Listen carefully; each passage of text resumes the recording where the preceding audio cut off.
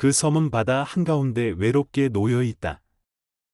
사람들의 시선에서도 행정의 손길에서도 멀어져 있던 그곳은 문득 어떤 이에게는 천국이 될 수도 있겠다는 상상 속 장소가 된다.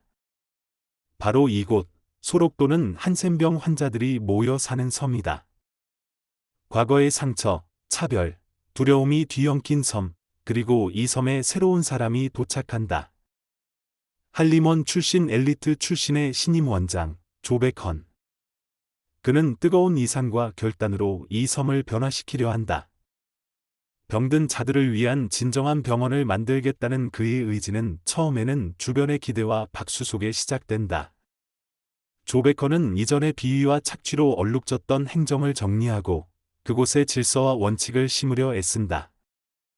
더 나아가 그는 환자들의 인간적인 권리를 존중하고 자치 조직을 세우는 등 여러 개혁을 시도한다. 그러나 조백헌의 이상은 곧 섬 안의 현실과 부딪히기 시작한다. 주민들, 즉 환자들은 그의 개혁을 온전히 받아들이지 않는다. 그들에게 조백헌은 또 다른 권력자일 뿐이다. 그가 아무리 진심을 말해도 그들은 이미 너무 많은 권력자들을 겪어왔다. 이전 원장들도 처음에는 천사를 자처했고 결국 모두 자기 이익을 위해 섬을 이용한 사람들이었다. 조백헌의 실망은 점점 커진다. 그는 왜 자신이 진심을 다하고 있는데도 이토록 냉소와 불신만 돌아오는지 이해할 수 없다. 그는 점점 더 섬 사람들과 멀어진다.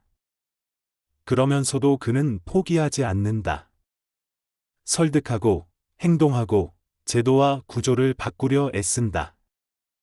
하지만 오히려 주민들 사이에 갈등이 커지고 내부 분열이 생기고 반발은 커져간다. 결국 조백헌은 깨닫기 시작한다.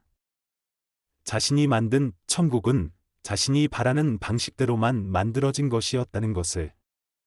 그는 사람들의 아픔을 이해하지 못한 채 그저 외부에서 주어진 해결책을 가지고 들어왔던 것이다.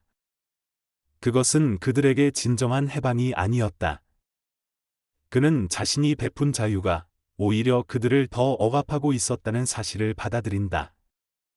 이청주는 당신들의 천국을 통해 선의의 폭력이라는 주제를 고발한다.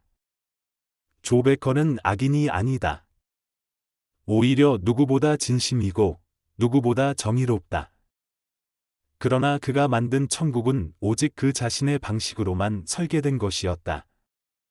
사람들에게는 저마다의 상처와 욕망이 있고 그 안에서 피어나는 자율과 존엄이 있는데 그는 그것을 위에서라는 명분 아래 무시해버린 셈이다. 결국 그는 그 섬을 떠난다. 실패했다는 인식 속에 그러나 또 다른 각성에 눈을 떠서 그의 떠남은 섬을 위해서일 수도 있고 어쩌면 자신을 위해서일 수도 있다. 그러나 그가 남긴 천국은 끝내 완성되지 않는다. 아니, 애초에 천국이란 누군가가 만들어줄 수 있는 것이 아니었다. 당신들의 천국은 그렇게 끝난다.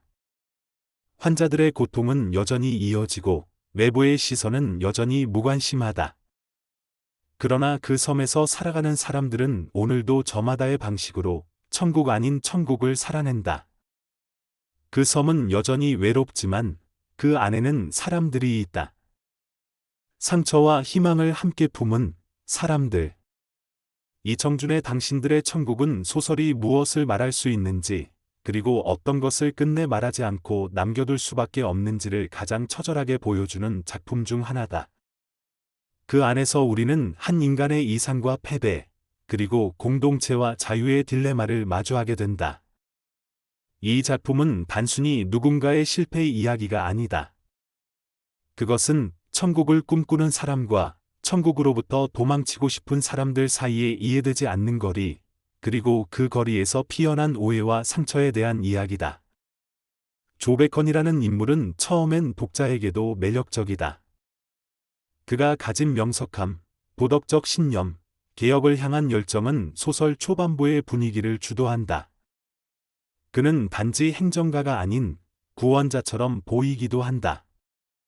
병든 자를 위해 헌신하고 낡은 질서를 깨부수며 모두를 위한 새로운 섬을 만들겠다고 말하는 그의 말과 행동은 읽는 이로 하여금 경외심마저 갖게 만든다. 그는 말한다. 나는 이 섬을 천국으로 만들고 싶고. 그러나 그 천국은 누구를 위한 것인가? 그는 환자들을 위해 제도를 만들고 자유를 주려 하고 평등을 선언하지만 그의 시선은 끝내 밖에서 바라보는 시선이다. 그가 환자들의 고통을 말할 때 그것은 그가 본 고통이지 그들이 느끼는 고통은 아니다. 그는 이해한다고 믿었지만 실은 감상과 연민에 머무르고 있었던 것이다. 이 소설은 바로 그 지점에서 독자의 심장을 찌른다. 진심도 권력이 될 수 있다는 사실. 그리고 그 권력이 얼마나 교묘하고 심지어는 스스로도 자각하지 못한 채 폭력이 될 수 있는지를. 조베커는 결코 악하지 않다. 하지만 그의 옳음이 누군가에겐 강요로 다가올 수 있다는 점에서 그는 가장 무서운 형태의 권력을 가졌던 인물이 된다. 작가는 그가 섬에서 실패하는 과정을 찬찬히 따라간다. 처음엔 마을 회의가 무산되고 사람들의 시선이 냉소로 바뀌고 결국엔 그가 세우려 했던 공동체가 와해된다. 그 실패의 순간마다 조베커는 왜?를 묻는다. 왜 그들은 내 말을 믿지 않는가? 왜 이토록 완벽한 계획을 거부하는가? 그러나 그 질문 속엔 그들에 대한 공감이 없다. 그저 자신에 대한 답답함만이 있을 뿐이다. 당신들의 천국이 위대한 이유는 이 모든 과정을 비난이나 영웅서사로 그리지 않는다는 데 있다. 작가는 그저 보여준다. 누구의 잘못도 아닌, 누구의 승리도 아닌, 오직 관계의 붕괴와 마음의 간극만을.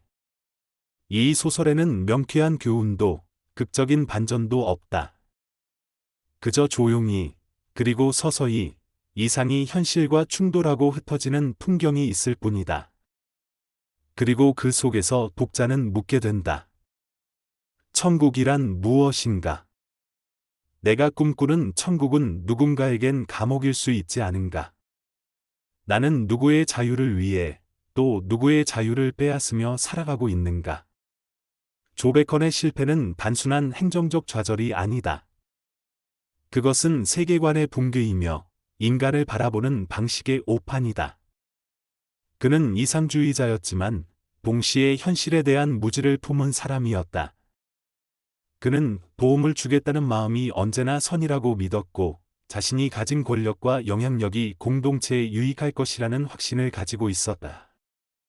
그러나 소설은 질문을 던진다.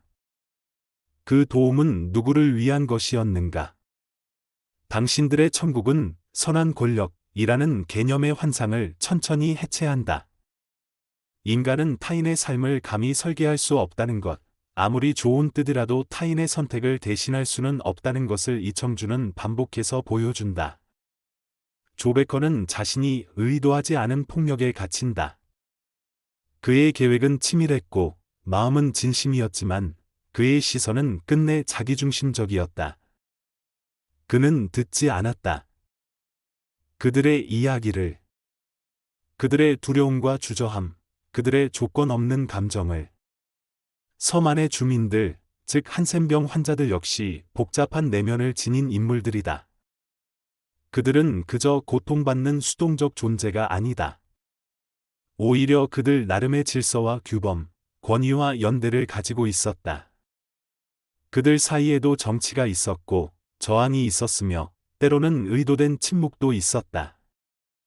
그들을 도움이 필요한 사람들로만 보는 순간 이미 그들을 얕잡아 보는 것이다. 그들은 누군가의 선의로 움직이는 존재가 아니다. 그들 스스로의 방식으로 삶을 버텨내고 있었던 주체들이었다.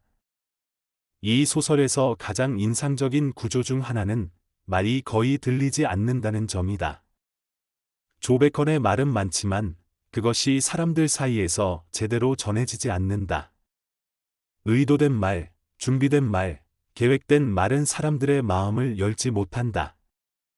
오히려 그 사이엔 고요한 침묵과 시선, 쌓인 불신과 오래된 상처가 더 크게 울린다. 작가는 이를 통해 소통의 진실은 말보다 마음의 위치